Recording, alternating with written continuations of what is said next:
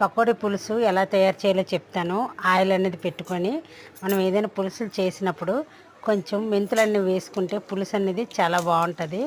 పోపులు వేసి ఉల్లి తరుగు, పచ్చిమిర్చి, అల్లం వెల్లుల్లి, కరివేపాకు వేసి బాగా వేగనివ్వాలన్నమాట. అందులో ఒక టమాటా కూడా వేసి అది కూడా బాగా మగ్గనివ్వాలి. తర్వాత రుచికి తగ్గ కారం, ఉప్పు, కొంచెం పసుపు, ధనియాల పొడి వేసి ఈ మసాలాలన్నీ బాగా కలిసేటట్టు కలపాలి.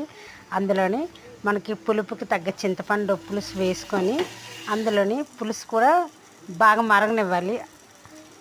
అందులోని పులుసు చేసేటప్పుడు కొంచెం చిటికెడు పంచదార వేసుకుంటే పులుసు టేస్ట్ బాగుంటుంది.